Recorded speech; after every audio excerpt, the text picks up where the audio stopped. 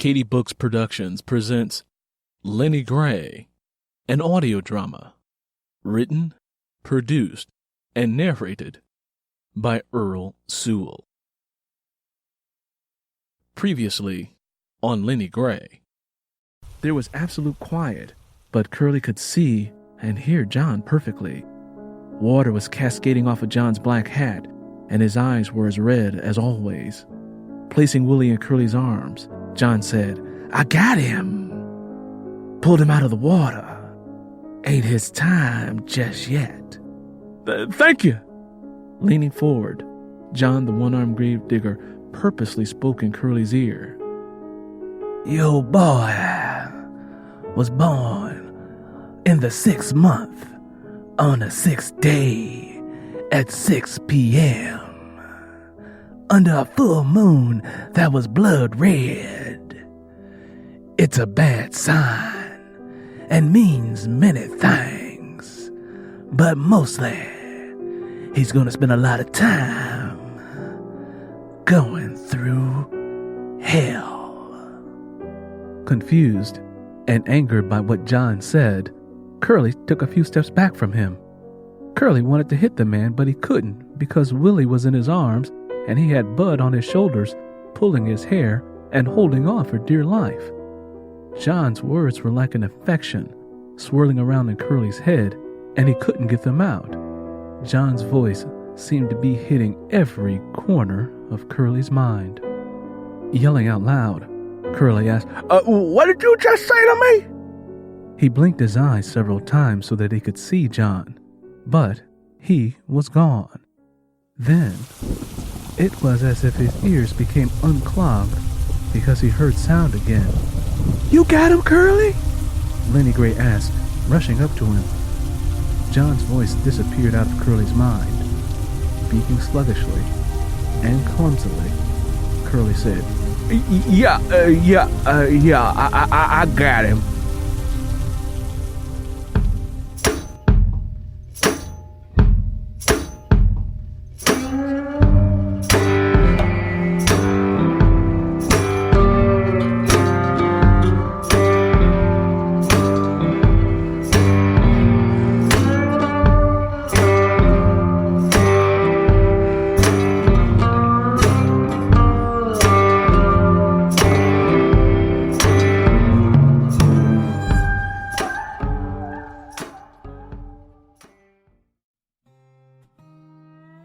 "1930.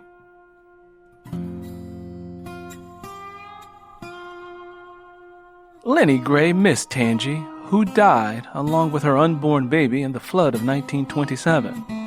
John, the one-armed gravedigger, found her body once the rain stopped and buried her along with Miss Lucy and others. How John survived in all of that flooding baffled Tom, Ida, Curly, Lennie, and everyone else.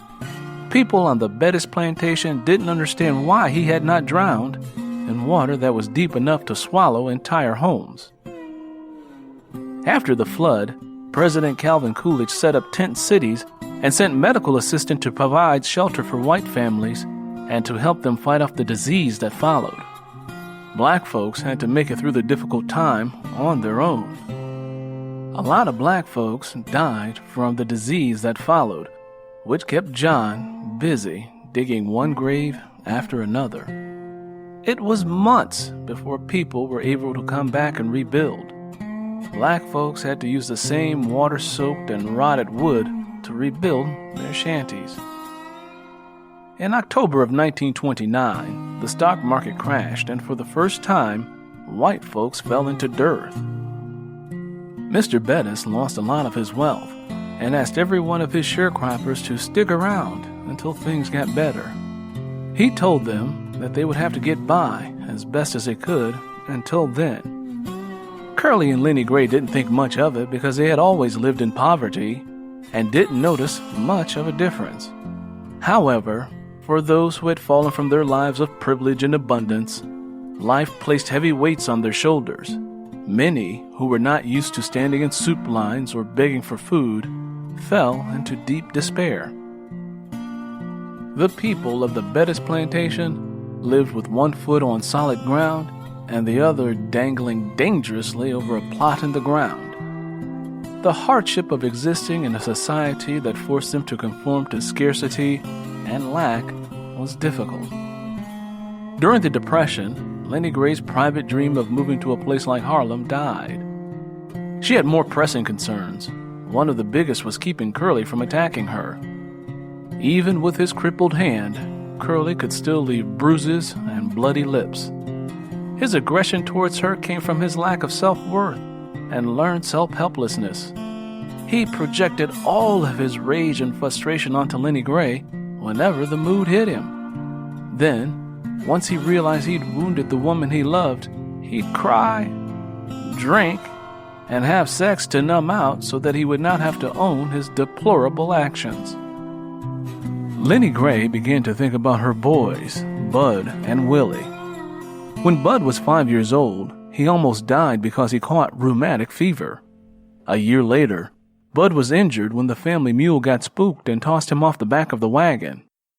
His head hit the ground so violently that it split it open, all the way down to his skull. A jagged scar stretched from his left eyebrow and up his forehead. After the head injury, Bud was never the same. He spoke louder than necessary and suffered with the same stammer that Curly had. By the time Bud reached the 2nd grade, he dropped out of school because he had trouble understanding and preferred to work out in the field with his father and grandfather. Willie, who was now 11 years old and a year older than Bud, was very thin and couldn't see well. He made it to the 3rd grade before he had to spend all of his time out in the field helping Curly and Bud. Willie often complained that school was too hard because he was always so hungry. At least working in the fields, he could find shades of red clay to chew on, especially the ones that had a salty taste to help him minimize his hunger pains.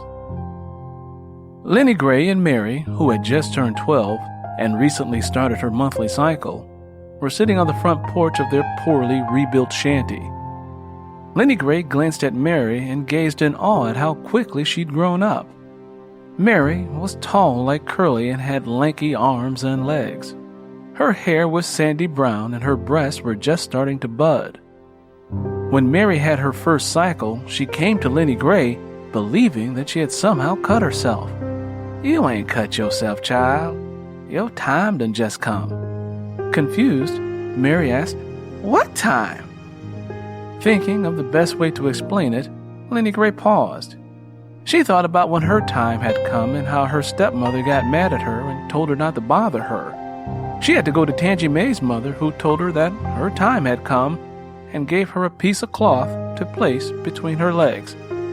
"It just means your time done come. It's going to come every month from now on." "Will it ever stop?" Mary asked. "When your belly gets full, it'll stop then." "What does that mean?" Mary asked. "Just what I said. When your belly gets full, it'll stop for a while." "Well, it ain't gonna never stop because my belly ain't never full. I'm always hungry," Mary said. Lennie Gray sighed. She wished that she could say more. She wished that she knew more. She only noticed that her cycle stopped whenever she was carrying a new baby, but wasn't exactly sure why. She only knew that when her belly was full, it stopped.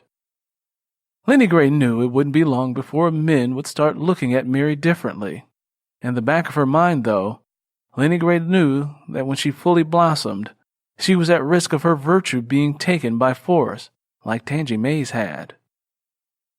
Mary was smart and enjoyed going to school even though it was difficult to allow her to go because the family needed her help out in the field, especially since Curly couldn't pick as much cotton because of his crippled hand. Bud and Willie helped, but the family needed all of the assistance they could get, especially in times like these. But child, when white folks get a cold, Negroes get pneumonia, Lennie Gray thought.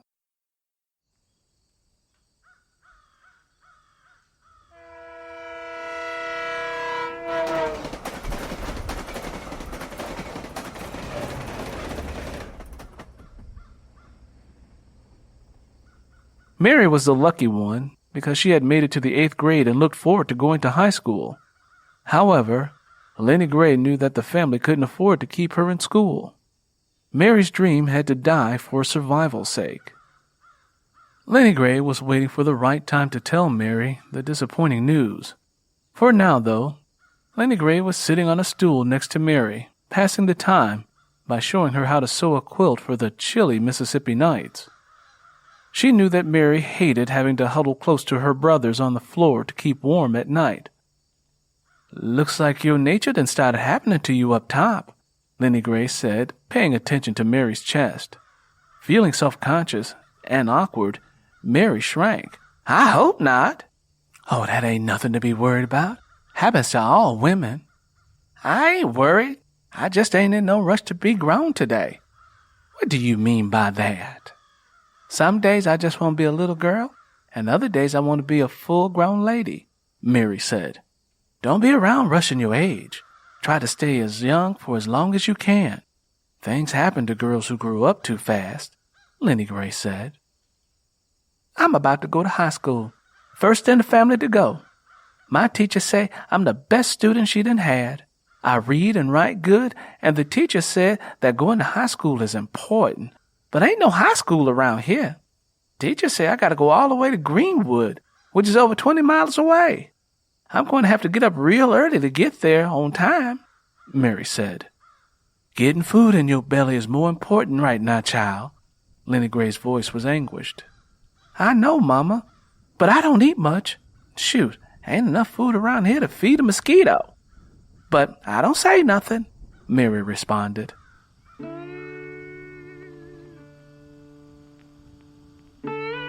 Lennie Gray looked at her daughter shamefully, lowered her eyes, and curled the corners of her lips downward. Clearing her throat, Lennie Gray said, "Your daddy done left it to me to tell you this." "Tell me what? I ain't done nothing for him to be cross with me." Mary looked at her mother and noticed a deep line had formed across her forehead. Mary could sense that something wasn't right and began to feel anxiety swimming in her belly. "I know, child." Lennie Gray tried to loosen the knot that had formed in her throat. "You know how hard things is. White folks done caught a cold and, well, Negroes done caught pneumonia. That's done made it harder on us. The Depression?" Mary pondered whether or not she had caught the meaning of what her mother was trying to say. "Yeah, that thing that's done made it a little difficult to feed all you children. And with this new baby that's starting to grow inside of me, it's going to be even harder.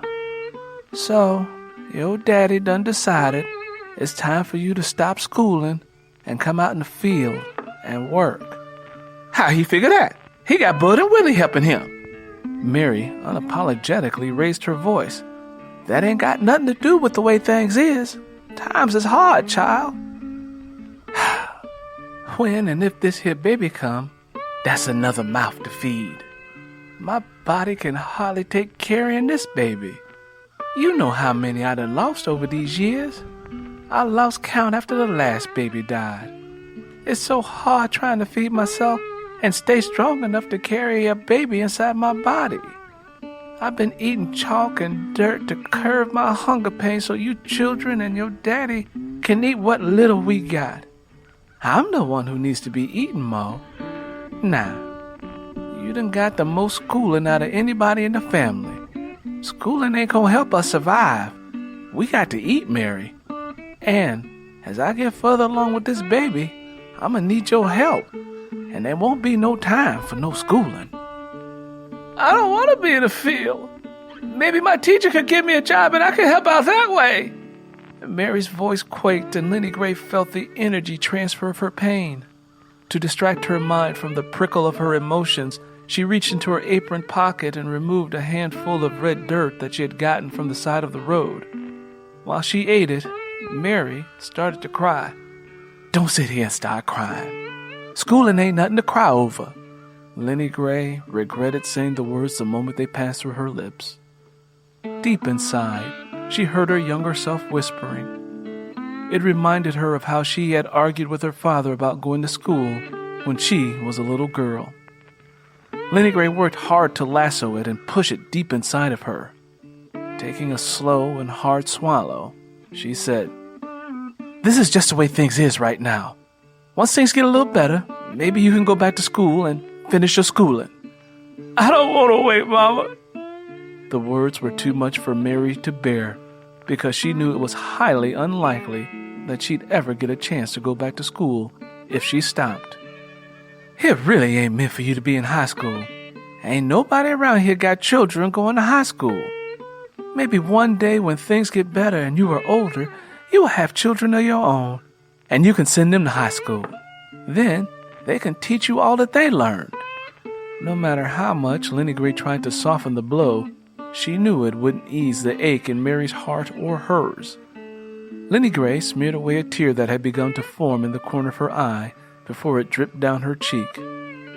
Lennie Gray was in as much pain as Mary was, but was unwilling to share the burden of carrying such a heavy and disappointing load.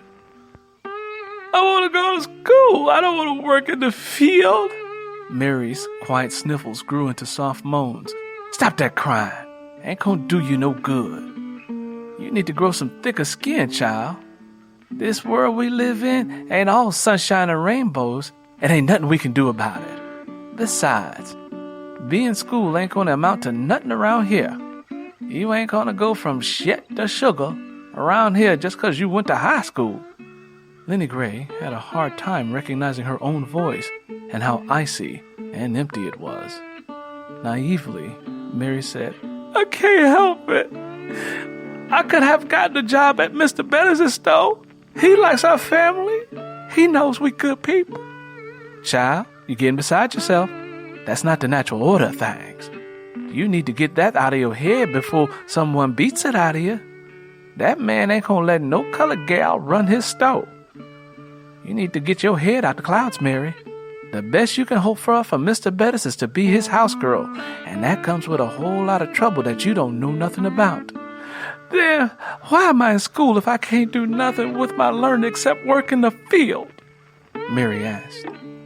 Silence fell around them, and the words hung in the air like a strong stench from rotting trash.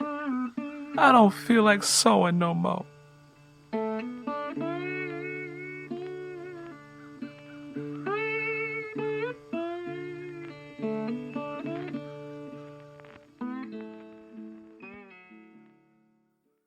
Late that evening, when everyone was asleep, Lennie Gray lay awake struggling with hunger pains. To her, living in Mississippi was impossible. It was like trying to hold water in the palm of her hand. It was impossible to earn money, let alone save any. Every penny had to be accounted for. No matter how hard her family worked in the field, when harvest time arrived, they discovered they had not picked enough cotton to cover the debt that was owed to Mr. Bettis for food and clothing they had borrowed against, not to mention the doctor's bill for Curly's crippled hand. Lennie Gray couldn't get all of the random and obsessive thoughts running through her mind to settle down. She repositioned herself and noticed that Bud was sleeping with his hands resting on his sister's chest. Mary, in her sleep, moved his hand and turned over. She then stirred in her sleep once more before getting up to use the night bucket. "Mary?" Lennie whispered. "Huh?" Mary answered sleepily. "When you're done, come sleep next to me."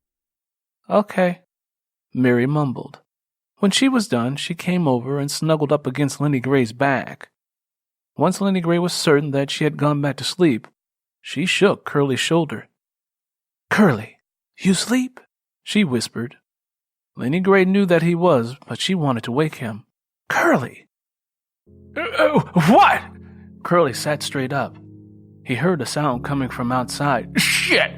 The Klan is here again. Tell the kids to go hide." "No, I ain't heard nothing outside. Your mind is running away with you," Lennie Gray said. Settling his nerves and laying back down, Curly asked, "What's wrong?" "Can't sleep." "Why? Is something wrong with the baby?" "No, Curly. I know that you're doing the best that you can, but why don't we leave this place? And don't hit me for asking." "Lennie, how many times we gonna go through this?" "The answer is because we can't. We gotta keep making do.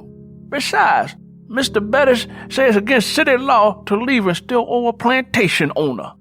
He say that he have people put in jail if they try to leave and still owe him. We can't go nowhere, Lennie. We parked here for life, Curly said grimly. Besides, it's dumb to think about leaving. We ain't got no money and no place to go. If we leave here, where we gonna sleep? Outside on the ground? What are we gonna eat? We barely got enough food now. We ain't got nothing, Lennie, but the clothes on our back. All we got is that field out there. All we got is back breaking and working each other. It ain't like it was in Alabama here. This life is all the world can give us. Ain't much a man like me can do about that. I can't make no plans for nothing, 'cause ain't nothing to make plans for. This is just the way life treats people like us. You can't fight life, Lennie. You're crazy if you try. You got a roof over your head, and you got a place to lay down. If we go around trying to get beside ourselves, we just gonna get ourselves killed. That's the way things is, and that's enough for me. Should be enough for you, too. But people are leaving here all the time, Curly. They going north, Lennie Gray pointed out. It was true. People were escaping in the middle of the night with nothing but the clothes on their backs and a mind filled with hope. You don't know what happened to people that done left. They probably dead. People come up missing all the time around here. Don't mean they went north. It could mean that they got killed and their bodies in a grave someplace. Hell, John the one-armed grave digger ain't never out of work around these parts. I don't like it when you talk about people being killed, Curly. It makes me feel that something's going to happen to our children. Lennie Gray repositioned herself once again, this time turning her back to him. She pulled Mary close to her and wondered what she could do to get her mind to stop imagining what life would be like in another part of the country.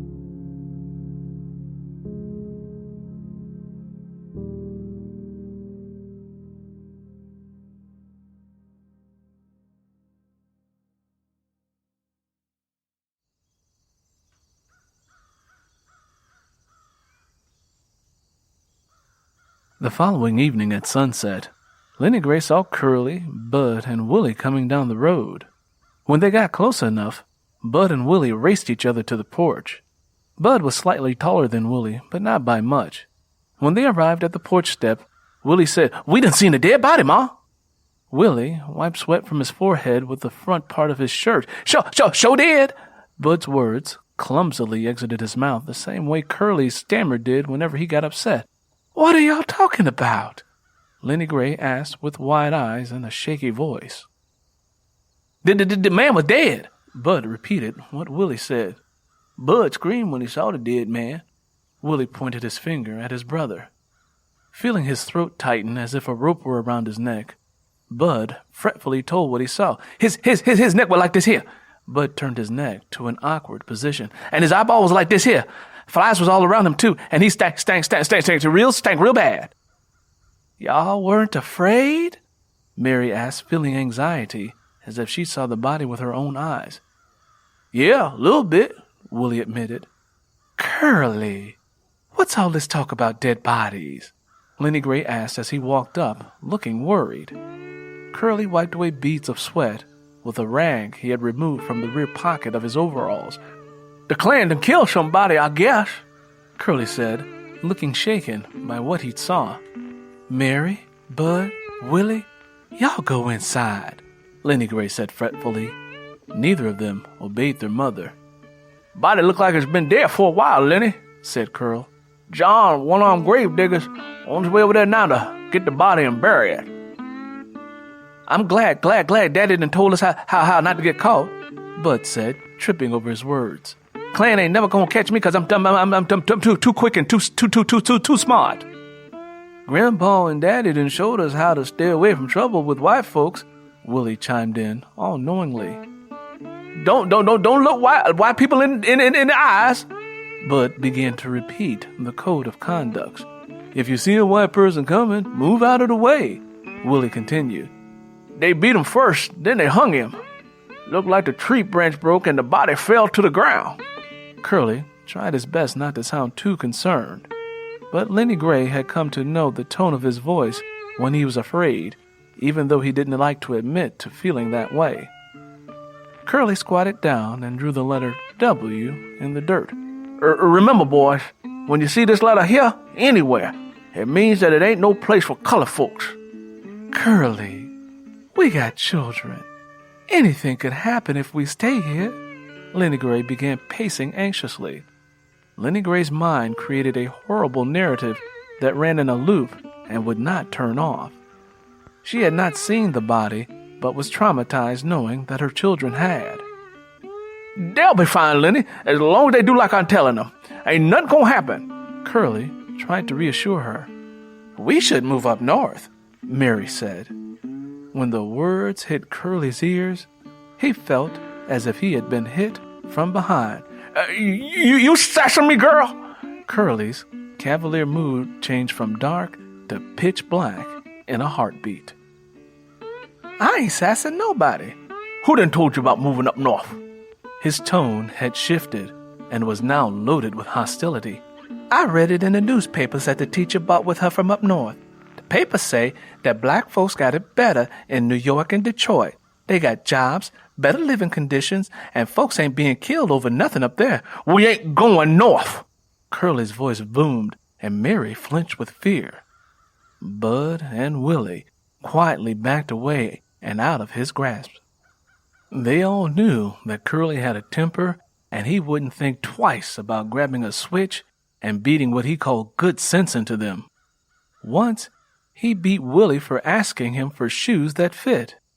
When Bud first began to stammer, Curly thought he was making fun of him and beat him until he was nearly unconscious. Whenever he beat his children, he would find a place to sit and cry about what he'd just done and find someone with some moonshine so that he could drink and forget about the injustice his children had suffered at his hand. You sound just like your mama. You act like my hard work in the field ain't good enough for you. Is that what all that schooling done taught you? That I don't take care of my family? That what I do ain't good enough? Huh? Is that what they teaching you? Curly wailed angrily and moved towards Mary. Instantly becoming overwhelmed with ghastly emotion, Mary said, No, Daddy! Lennie, you need to beat her. This girl got too much goddamn spirit.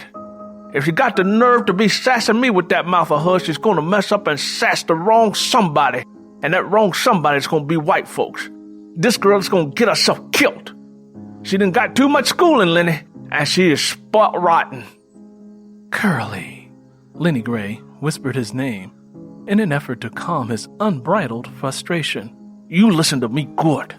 Curly ignored Lennie Gray and continued to antagonize Mary. We ain't ever going up north. Too many people up there and they tell lies. Ain't no safe place in this world for black folks. Mr. Bettis said that the field is the best place for black people, and I know that to be the truth. That's all I think about is field work and how to make more money doing it.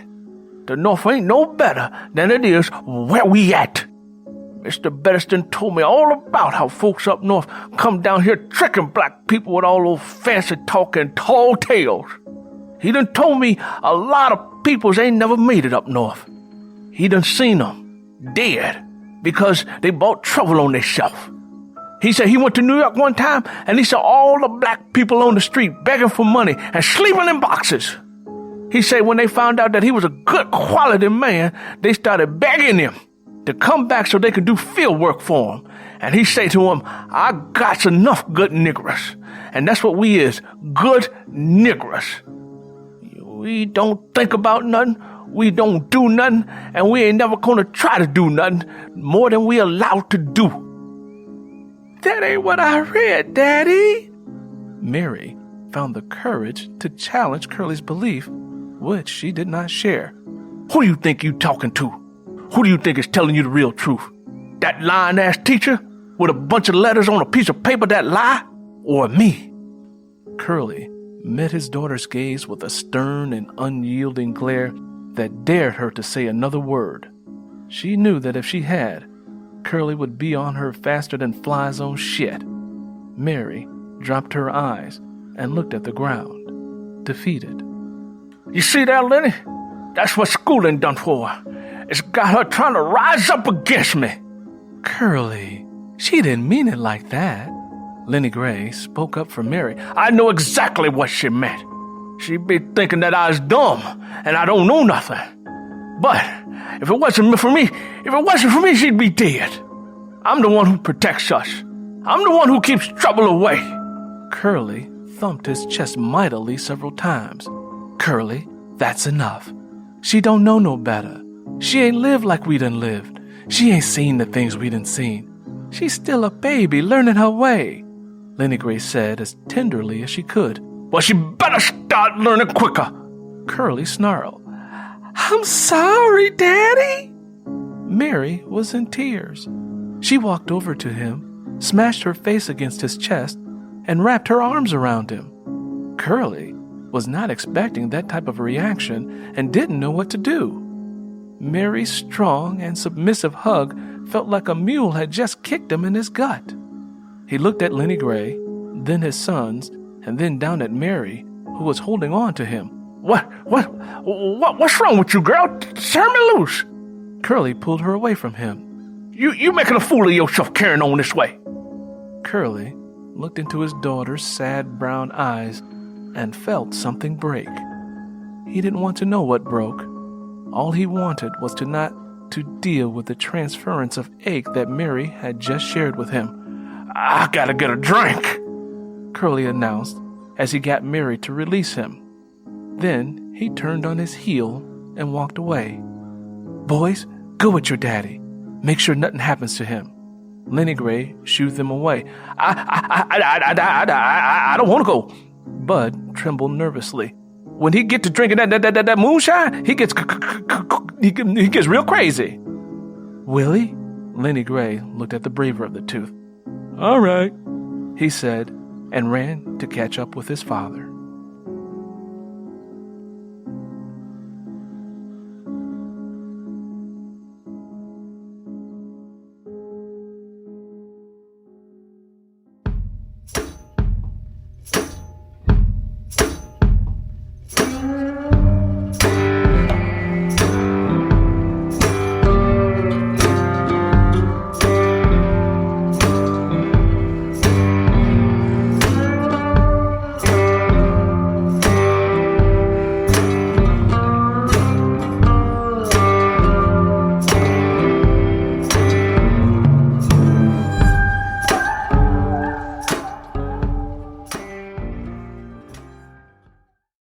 Hi, this is Earl Sewell, author, creator, and narrator of the audio drama podcast Lennie Gray. I wanted to stop in to say thank you to the listeners of the show. This show has been listened to in a number of countries, and I wanted to take a moment to acknowledge the people in the following countries for listening to this podcast. And here they are in no particular order: China, the U.S., Hong Kong, Russia, Colombia, South America, Argentina, South America, Australia, Finland, Hungary, Germany, France, Ireland, England, the Philippines, Bulgaria, Italy, Canada, Nigeria, and South Africa. I don't know who you are, but I do know that you're tuning into the show weekly. Or bi-weekly, for that matter. I know that you're tuning into this podcast bi-weekly, and I wanted to give you a personal thank you. I really, really appreciate that. I really appreciate you for taking the time to listen to my creativity. Also, please feel free to share a link to this podcast on all of your social media websites and recommend it to friends. The second thing, if you want a little bit more about the Lennie Gray podcast, I have a Facebook group that you can go and join. It's called Lennie Gray Audio Drama Podcast. It's a Facebook group. It's free to join. You can go over there and you can get some behind the scenes stuff about the podcast and a little bit more about me. I hope you will take the time to join me in that group. And the last thing that I want to share with you.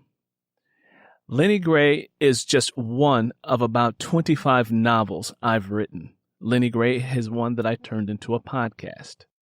I have a number of other works. Another one of my works is called Keisha's Drama. It's book 1 in an 8-book series, and it's a young adult series. So for those of you who have young adult readers and you want to give them some really good reading, then try out Keisha's Drama. What is about to follow is an excerpt from that novel. I hope you enjoy it. Oh, and by the way, you can download Keisha's Drama wherever books are sold, via Amazon, via Barnes & Noble, or Books A Million. I hope you enjoy this excerpt from Keisha's Drama.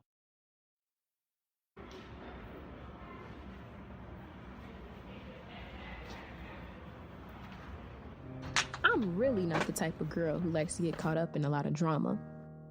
But sometimes I feel like drama is closer to me than my own shadow. And sometimes situations become explosive, like an earth-shattering thunderclap that comes with strong spring storm. I know that's a messed up way to think about my life, but it's true. I just saw my so-called boyfriend Ronnie at the movie theater with his arm around a girl from school. There I was at a movie by my damn self because he told me that he couldn't hang out because he had to study for a chemistry exam. He was working on chemistry, but not the type that was in a book. He didn't even see me in the darkness of that movie theater. He sat 2 rows in front of me. He started whispering in her ear as he fed her his nachos. When I saw him do that, I lost my cool. I jumped up out of my seat, took the lid off my slushie, walked down the steps toward them and said, "You need something to help drink with that?" and threw my drink on him. Then the messed up part is the fact that I had to hustle up on the money to even go to the movie theater by braiding hair for some badass kids. And not only is the Ronnie situation messed up, my whole life is messed up. And I just don't know what to do.